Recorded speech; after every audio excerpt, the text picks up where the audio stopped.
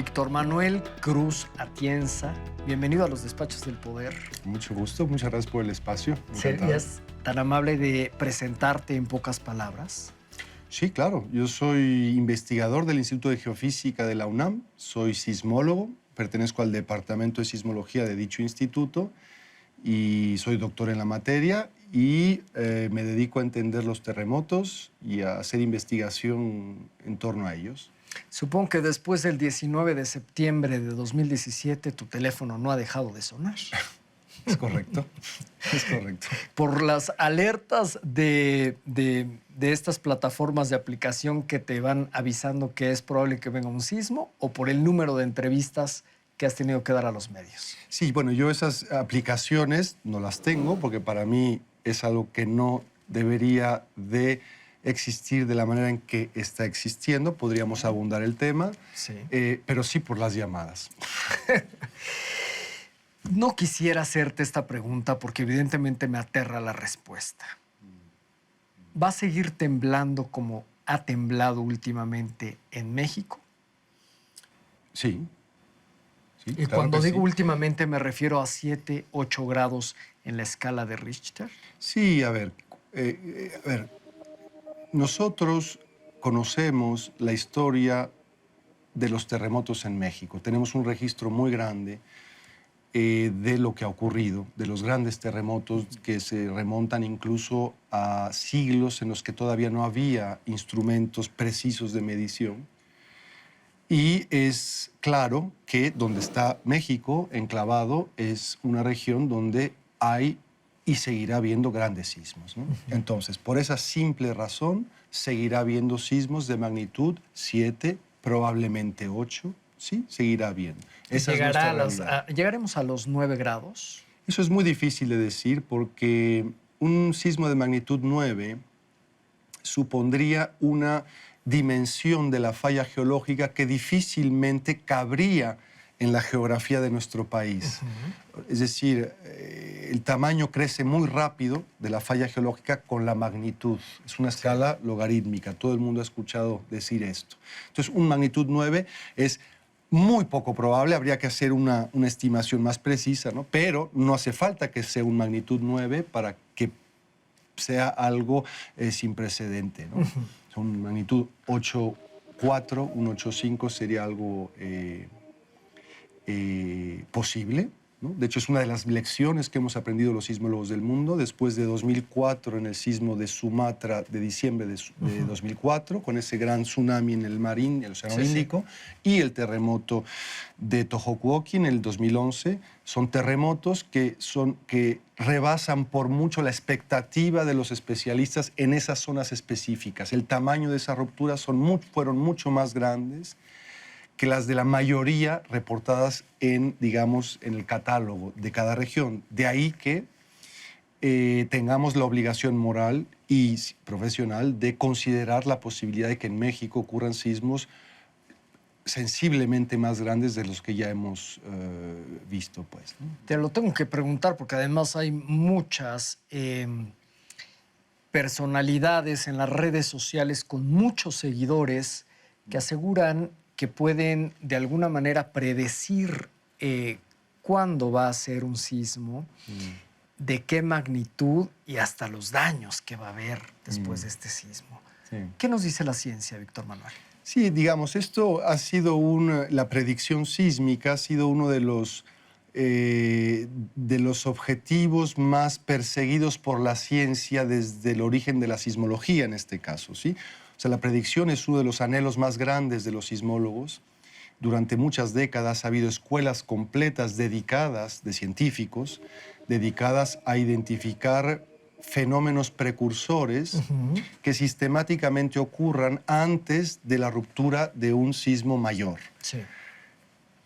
Podría yo citar un ejemplo paradigmático que ocurrió en los años 60 en China, donde había una escuela muy grande de predicción china.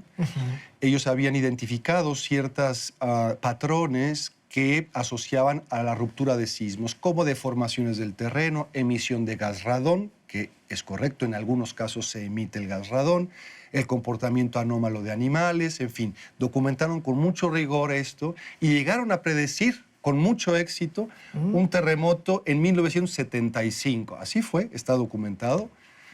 Por eso parecía que esa escuela de predicción china iba por buen camino. Sin embargo, el año siguiente, este tipo de fenómenos o anomalías que ellos habían detectado persistieron. Las autoridades llegaron a decir que otro sismo podría ocurrir en los próximos meses, de magnitud mucho menor de lo que al final ocurrió, y sin mayor aviso hubo el sismo de Tangshan, que es de los más mortíferos en la historia de la humanidad. 600.000 personas murieron por ese sismo sin ningún aviso de las autoridades.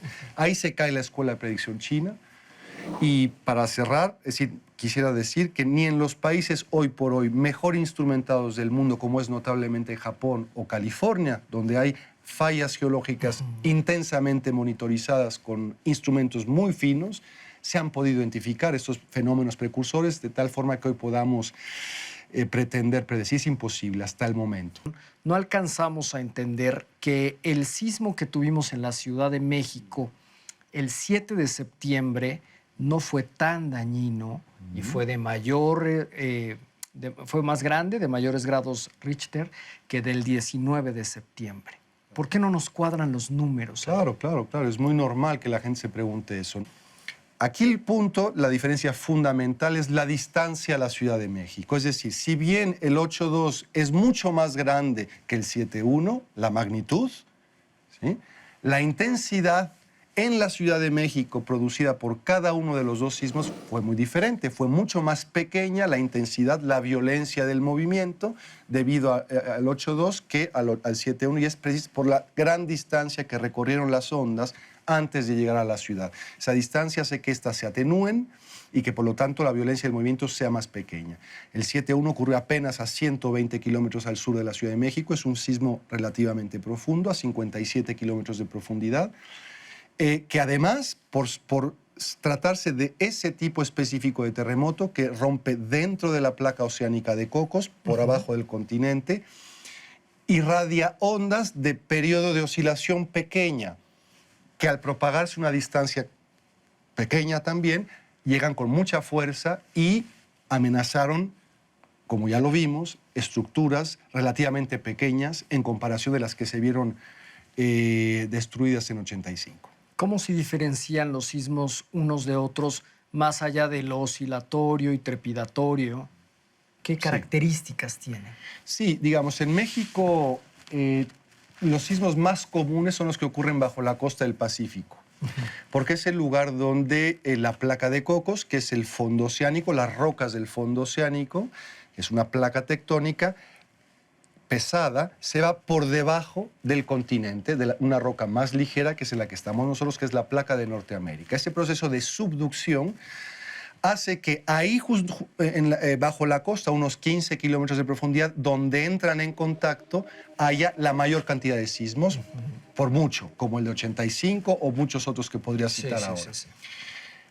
Hay otro tipo de sismos que, si bien no son tan comunes como los que acabo de mencionar, pasan mucho también y los conocemos muy bien, que son este otro tipo de terremotos, como los dos de los que estamos hablando ahora, del 7 de septiembre y del 19, que ocurren a mayor profundidad y dentro de la placa oceánica, es decir, no en el contacto entre las placas, sino dentro de la placa misma, que se fractura consecuencia de la gravedad misma de la placa cuando se empieza a meter al manto terrestre a una velocidad de 2 o 3 centímetros por año, pero esa tensión hace que se creen esfuerzos dentro de esa placa que eventualmente rompen de esta forma. Mucho hemos hablado de que estamos sobre mantos acuíferos, me refiero a la Ciudad de México, y que evidentemente el suelo es pantanoso y aquí anteriormente era una zona de lagos, etcétera.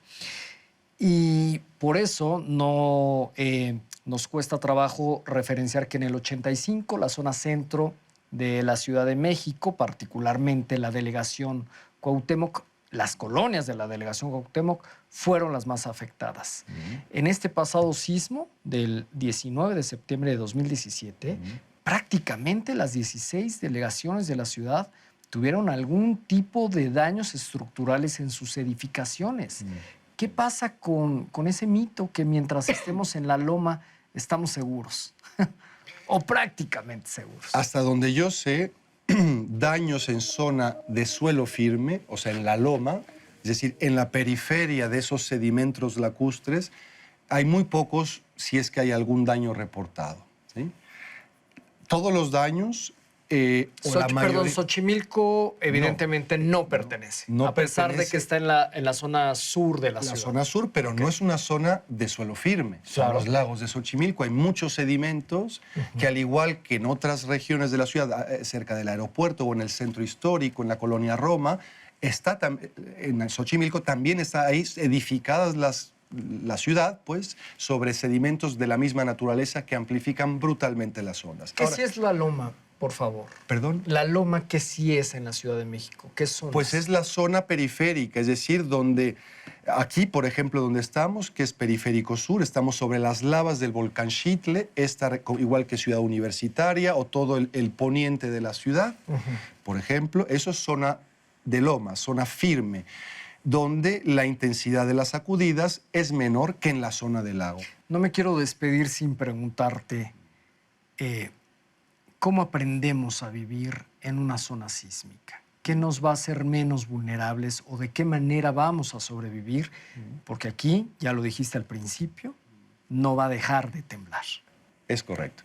Una muy buena pregunta. Es decir, lo que hay que entender, lo que todos debemos entender como ciudadanos de un lugar donde existe una amenaza natural, en este caso los terremotos, en la costa serán los huracanes. En el caso de los terremotos, lo que hay que saber es que esa amenaza, ese peligro ahí está. Lo conocemos bastante bien, los sismólogos nos dedicamos a eso. Está bien documentado, está bien cuantificado. Ahora, ¿qué podemos hacer como sociedad? Ese peligro no supone un riesgo per se, no supone un desastre per se. Tanto el riesgo como los desastres son una construcción social, son consecuencia de nuestra vulnerabilidad ante esa amenaza. Y esa vulnerabilidad está en nuestras manos reducirla al máximo a través de toda una estrategia de prevención que incluye, por supuesto, las normas de construcción y todo una planeación social y una educación de la gente que nos haga menos vulnerables. En otras palabras, a pesar de vivir en un lugar donde el peligro sísmico es muy grande, podríamos vivir en una sociedad donde el riesgo por terremotos sea nulo, es decir, donde nuestras vidas no corran riesgo, y para eso la voluntad de las autoridades es fundamental para saber exactamente dónde hay que dedicar los esfuerzos, los recursos en esta cadena grande de prevención que supone expertos en múltiples disciplinas. Sí. Víctor Manuel Cruz Atienza, muchas gracias por esta entrevista para los Despachos del Poder. Al contrario, mucho gusto.